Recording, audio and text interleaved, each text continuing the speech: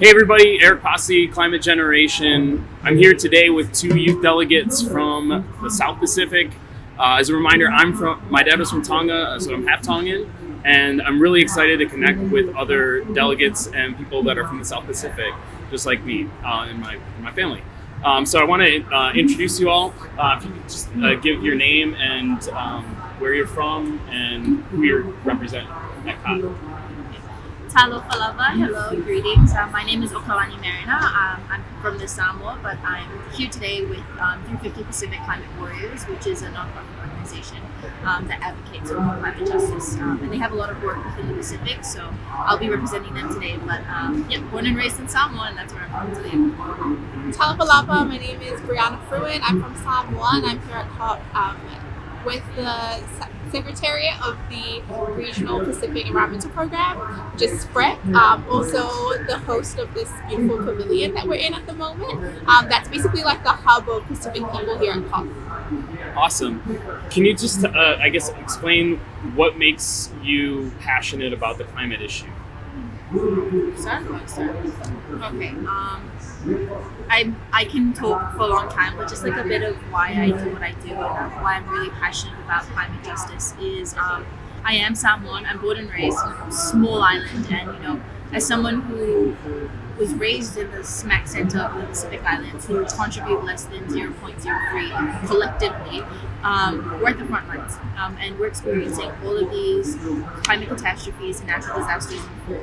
And a lot of people are having these discussions about climate change, but we're not involved with people at the center. But just to bring it back down to earth, my grandfather was very big on legacy, and so he loved to tell me stories about my history, my lineage, and where I came from, and to always remember who I am and where I come from and who I represent whenever I go to these spaces. But when I think back on that legacy, I feel it losing, and I feel my ties to my islands being a little lost because of loss and damage. And the Pacific Islands coastals are going away, we're sinking. And if we don't do anything to minimize to 1.5, that's going to be our reality. And so I wake up and I come to COP27 because nobody else is going to have these conversations, so youth have to start it.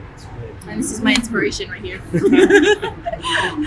Yes, I have to echo what Nani said. It's a very human issue for us. I think climate change, especially in the COP context, can be politicized, that it's this big political chess game, but it's so much more than that for us. What is negotiated here at COP is not just text on paper for us. It's very much so the full stops, the letters, the language of our future. And so if our future is being negotiated and that language will be our destiny, it's our responsibility to be here at COP to make sure that we can get the outcomes that we can get. And I think that's really the driving force of our presence here, is to repeat that we're not drowning, we're fighting for our islands.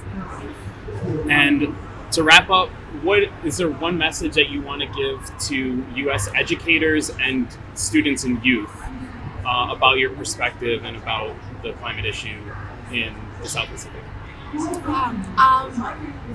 think when a question I often get asked is, why would big countries listen to small islands? And I always say, because we also have the ear of your young people. And so if your governments, the current administrations, if they don't want to move, you have the power to move them. As a democracy, you have the power to make your vote worth it, to put in people who would do right by the planet and do right by our island. And so I have so many activist friends in the States who I have so much hope for, that they will be able to build an America that not only would benefit all Americans, but build an America that would benefit their neighbors like us in the Pacific Islands. Very well said. Yeah. Honestly, there's nothing much to add after that. But no, it is just echoing what Bibi said about listening to your youth. For me, when when like big countries come and ask us who live in small island nations, what should we be doing? I'm like a 20-year-old who is still studying. I can't really give you those answers, and so my response is often just to ask your youth how they're experiencing it. I can't really give you solutions that I'm not experiencing for problems I'm not experiencing. So really just listening to American youth, putting them in those discussions. There are so many amazing activists right now. If you have those input, I think that's like a great place to start.